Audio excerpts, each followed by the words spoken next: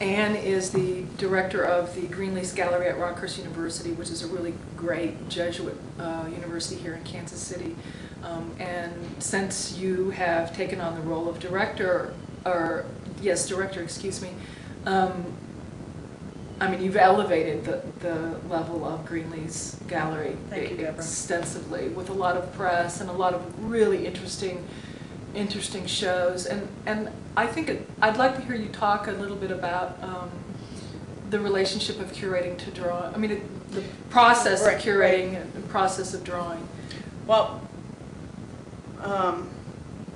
the first thing that I have to say is that I have incredible support from within Rockhurst, from Cynthia Cartwright, who is the director of the Center for Arts and Letters, to the crew in the physical plant, to public relations and marketing, and then also... And your students. And my students, of course my students, and also the art community in Kansas City.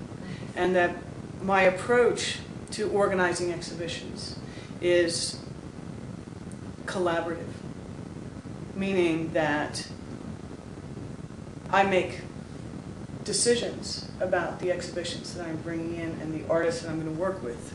But once those decisions have been made, the process is very open and very likely to change while it is in progress. So that it You is... mean changed by you, changed by the artist, changed both. by both? It is collaborative, meaning I will, let's say, look at an artist's work, I will offer them a solo exhibition, but there's a lot more freedom in terms of the work that goes in. Perhaps if they make new work, I do not necessarily have to see it, that I trust the people that I have decided to work with. But and you do edit sometimes. I will edit, and I will edit if it's necessary, and I think that it's a very open, very open process on both sides. And I've had great experiences, and I have learned a lot through all the people that I've worked with.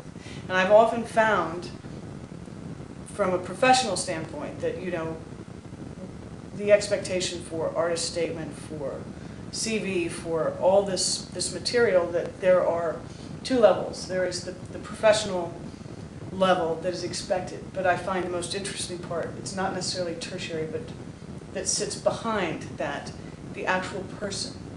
And it is in the process of installing and working with them in communications that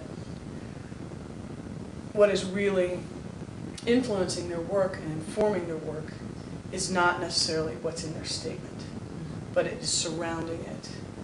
My father grew up in Kenya. My grandparents were Africa. Just in case somebody couldn't understand what she was saying. They had a coffee plantation.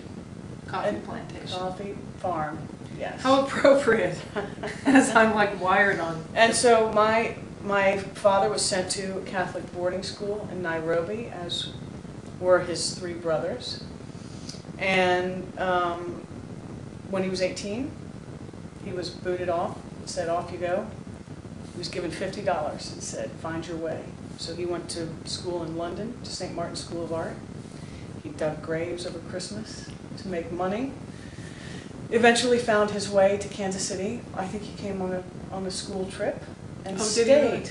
Yeah, with my Uncle John. Did he come to go to the University of Kansas? He came to see my Uncle John. Oh, I'm sorry. Who was living here. Met my mother. They had great times. They got married. They had us. We were not allowed television or sugar. Most of my baby photos are on a leopard skin rug. A real leopard. A real leopard with the head, and then the Siamese cats were tootling around as well. I had good nutrition. I had stories told to me, hour-long stories told to me every night in the dark about Kenya. By your father? By my father. Not I got to watch one TV show per year, which was The Wizard of Oz. Oh.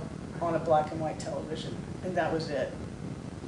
And then after my father died, I think, when I was 9, by the way, we were told he was dying. And now he had a fairly rare disease, is that right? He had Pearce disease. Oh, Pearce disease. And he, my sister and I were told. There was no fluffy heaven. We just sort of said, this is what's happening. We went out as a family to pick out the gravesite, which is in Stoll, Kansas. So Stoll Cemetery. He was actually buried. He was actually buried. My mother